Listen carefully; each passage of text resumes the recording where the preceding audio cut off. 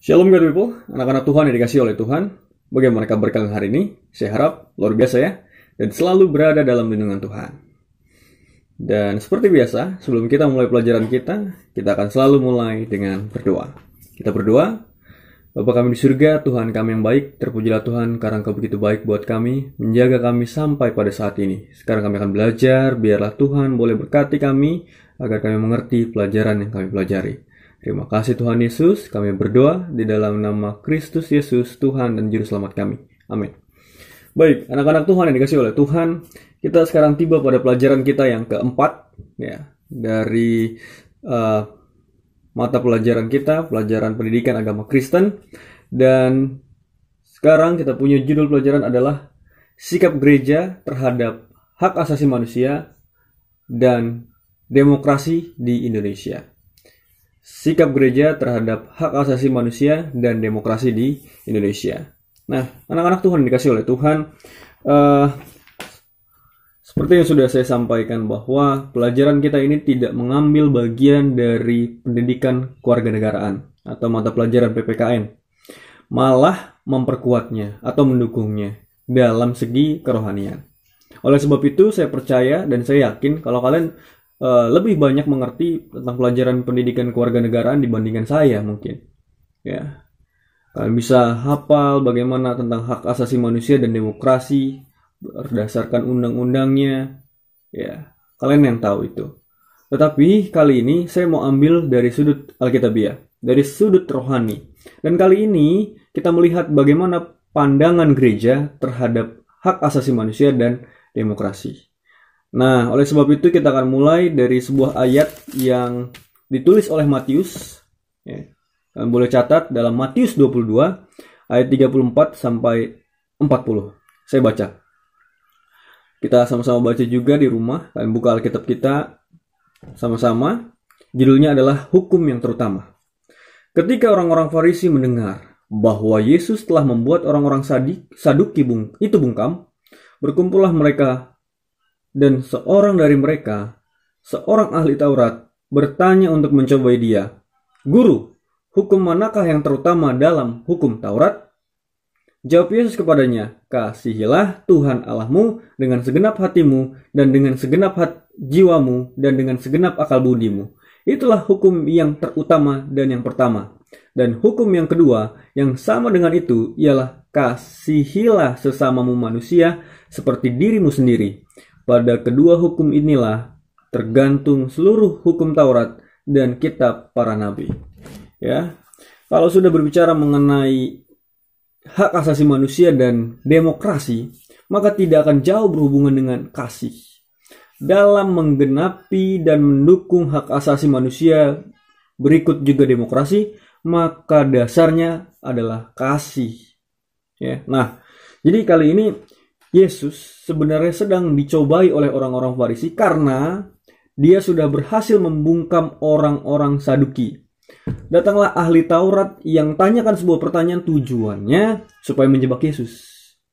Mereka tujuan utamanya adalah untuk membuat Yesus seakan-akan tidak baik di mata orang Roma, tidak baik di mata pemerintah.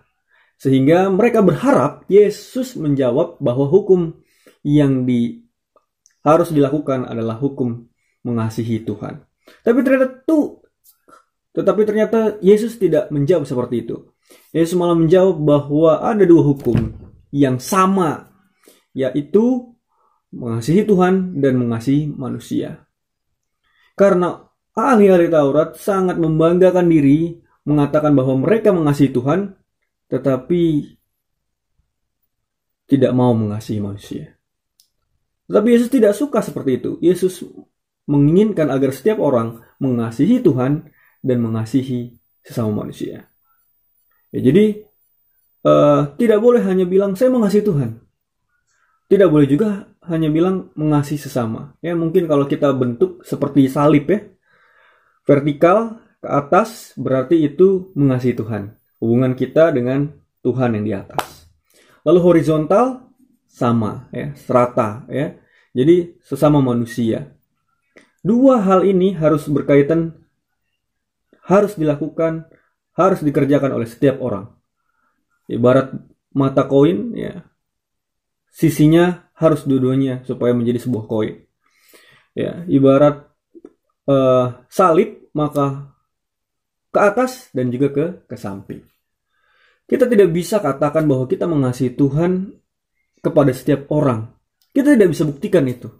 Kita bilang, ya mungkin kita bilang, saya rajin berdoa, saya rajin membaca Alkitab, tapi bagaimana orang bisa melihat itu? Bagaimana bisa orang membuktikan, menyaksikan bahwa kamu berdoa dengan sungguh-sungguh? Siapa tahu ternyata itu hanya formalitas. Itu semua dapat diwujudkan dengan membuktikannya dengan cara mengasihi sesama manusia. Ketika kamu mengasihi sesama manusia, itu adalah cerminan bagaimana kamu mengasihi Tuhan. Yang kamu lihat saja kamu tidak bisa kasihi, apalagi yang tidak kamu lihat. Belajar dulu dari yang kita lihat, supaya itu juga yang bisa kita lakukan kepada yang tidak kelihatan, yaitu Tuhan. Nah, oleh sebab itu gereja tidak boleh mengatakan bahwa kami mengasihi Tuhan. Hanya itu saja. Sehingga tidak mengasihi sesama manusia. Sehingga kita menjadi orang-orang yang independen. Atau eksklusif. Yang memisahkan diri dari dunia. Yang tidak mencintai tanah air. Ya. Sehingga ada beberapa mungkin kelompok yang mereka bilang, kami mengasihi Tuhan, kami anti terhadap negara, kami tidak mau hormat kepada bendera, karena bendera adalah benda mati. Ya, tidak bisa seperti itu. Kita harus membuktikan kasih kita kepada Tuhan dengan mengasihi sesama. Terus sebabnya gereja-gereja banyak melakukan perbuatan-perbuatan baik, banyak melakukan pelayanan kepada orang lain. Itu adalah bentuk dari mewujudkan hak asasi manusia dan demokrasi. Ya, banyak juga bantuan-bantuan yang dilakukan kepada korban perang, korban bencana alam, dan lain-lainnya. Itu penting sekali untuk membuktikan bahwa kita mengasihi Tuhan dengan membuktikannya kepada sesama. Ya, anak-anak Tuhan dikasihi oleh Tuhan, sangat berhubungan juga dengan satu kisah yang dialami oleh Yesus di Matius pasal yang ke-22 ayat 15 sampai kepada 20. Ya, sama-sama kita baca, catat baik-baik inti pesan dari pelajaran yang kita dengarkan. Judulnya tentang membayar pajak kepada kaisar. Kemudian pergilah orang-orang Farisi. Mereka berunding bagaimana mereka dapat mencerat Yesus dengan suatu pertanyaan. Mereka menyuruh murid-murid mereka bersama-sama dengan orang-orang Herodian bertanya kepadanya, "Guru, kami tahu engkau adalah orang yang jujur dan dengan jujur mengajar jalan Allah, dan engkau tidak takut kepada siapapun juga, sebab engkau tidak mencari muka. Maka katakanlah kepada kami pendapatmu, apakah diperbolehkan membayar pajak kepada kaisar atau tidak?" Tetapi Yesus mengetahui kejahatan hati mereka itu, lalu berkata, "Mengapa kamu mencobai aku, hai orang-orang munafik?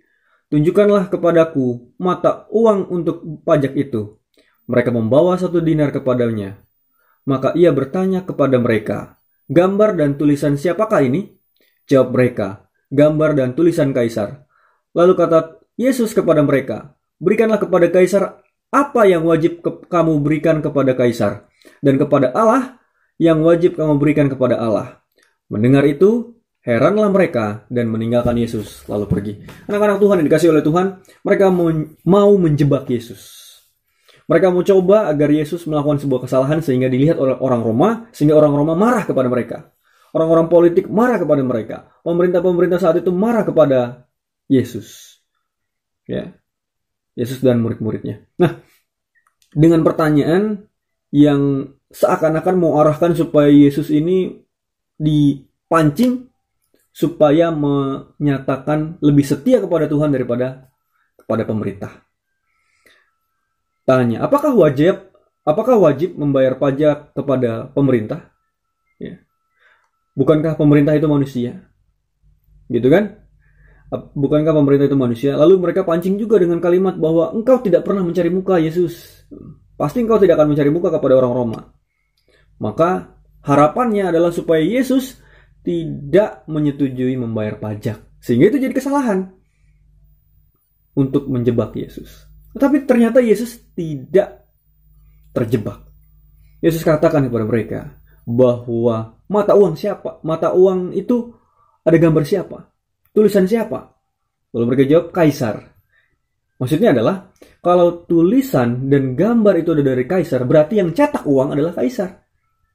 Yang membuat mereka punya uang adalah Kaisar. Ya, betul kan?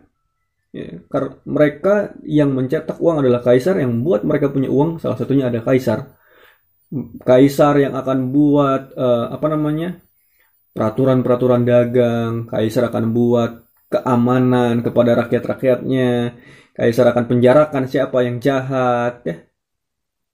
Dan tentu saja negara akan lebih aman kalau ada peraturan seperti itu.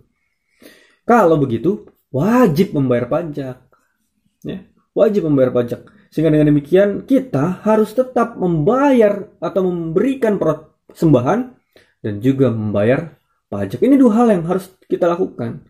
Jangan sampai kita pikir, wah lebih penting persembahan, gereja paling utama, sehingga kita lupakan untuk membayar pajak. Tapi kita lupa bahwa gereja kita bisa berdiri karena ada negara. Gereja kita bisa berdiri karena negara mau mengizinkan gereja kita berdiri. Gereja berdiri karena ada bantuan dari pemerintah. Oleh sebab itu, kita juga harus mengikuti aturan dari pemerintah, yaitu membayar pajak. Nah, sehubungan dengan hal ini juga, pelajaran kita mau membahas kepada pemilihan umum. Ya. Di sekolah kita melakukan pemilihan ketua OSIS. Ya, mungkin tahun ini dalam bentuk online. Ya, tahun lalu kita mungkin pakai kertas ya. Dan pemilihan itu harus dilakukan sebagai bentuk kita mewujudkan hak asasi manusia. Dalam hal apa? Memilih. Setiap orang punya hak memilih. Harus dipraktekkan, harus diwujudkan. Harus dipakai, jangan disimpan. Sehingga memilih untuk golput, golongan putih, itu tentunya adalah sebuah kesalahan. Jangan mau terpengaruh untuk golput. Ya, ingat. Ya. Dalam usia kelas 12 sudah pasti ya minimal 17 lah ya. Ya, kalaupun ada yang 16 hanya beberapa, 17 atau 18 tahun. Kalau 17 tahun atau 18 tahun maka sudah pasti punya KTP. Kalau punya KTP maka sudah punya hak untuk memilih dalam pemilihan umum. Ya, mungkin pemilihan daerah atau pemilihan umum ya. Yang mungkin sudah terjadi di 2 tahun yang lalu. Ya, 2 tahun atau setahun yang lalu ya. Dan beberapa tahun kemudian kalian juga punya hak untuk memilih dalam pemilihan umum. Jangan pernah memilih untuk golongan putih. Tidak memilih. Jangan pernah memilih untuk tidak memilih. Gunakan hak memilih dengan baik. Itulah bukti bahwa gereja mendukung hak asasi manusia dan demokrasi. Sekarang bayangkan apabila kita diam, berdiri di tengah, artinya kita membiarkan orang yang tidak sepantasnya mendapatkan jabatan atau meraih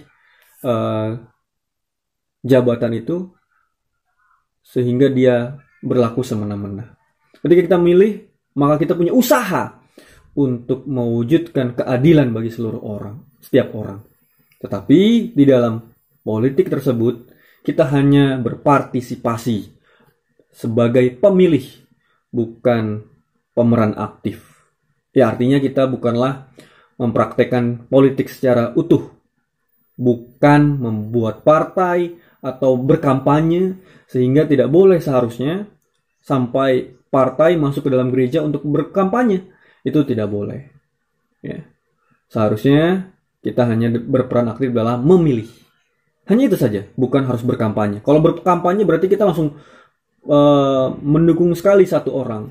Yang padahal setiap orang kan punya kesalahan masing-masing yang bisa saja jatuh. Ya. Dan dalam politik juga pasti tercemar dengan uang. Oleh sebab itu ingat, peran gereja dalam pemilu hanyalah sebagai pemilih, bukan partisipan aktif. Ya. Nah, di sini kita melihat dua ayat yang sudah kita baca adalah keterlibatan gereja kepada negara, kepada setiap orang adalah dengan menggunakan hak pilihnya, dengan cara melayani orang lain. Kita tidak boleh mengatakan bahwa gereja adalah eksklusif. Kita tidak boleh mengatakan bahwa gereja tidak boleh hormat kepada bendera. Kita tidak boleh mengatakan bahwa gereja tidak mencintai tanah air. Gereja dan tanah air, ya, agama dan pendidikan kewarganegaraan itu harus disatukan, ya. Harus menjunjung tinggi kerohanian dan cinta tanah air. Jangan terlalu agamis sehingga kita lupa untuk mewujudkan kerohanian yang sesungguhnya. Oleh sebab itu, gunakanlah hak memilih, dukung terus demokrasi supaya gereja dapat mewujudkan hak asasi manusia dan demokrasi. Itu saja pelajaran kita. Dan catat dengan baik, lalu kirimkan ke Google Classroom. Ya, hanya itu saja kan? Hanya mencatat, tidak ada kuis atau tugas ya yang terlalu rumit. Kalian foto, nanti kirim ke Google Classroom. Kita akan tutup dengan berdoa. Bapa kami di surga, Tuhan kami yang baik, terpujilah Tuhan karena Engkau begitu baik buat kami menjaga sampai pada saat ini. Kami sudah belajar mengenai peran gereja dalam mendukung demokrasi dan hak asasi manusia. Biarlah kami boleh berupaya agar demokrasi dan hak asasi manusia terwujudkan dan kami semua boleh merasakan keadilan bagi seluruh bangsa, baik yang kaya, baik yang miskin, suku manapun dan latar belakang apapun. Terima kasih Tuhan karena Engkau begitu baik buat kami. Kami berdoa di dalam nama Kristus Yesus, Tuhan dan Juru Selamat kami. Amin. Baik, sampai di situ pelajaran kita. Tuhan Yesus memberkati. Amin.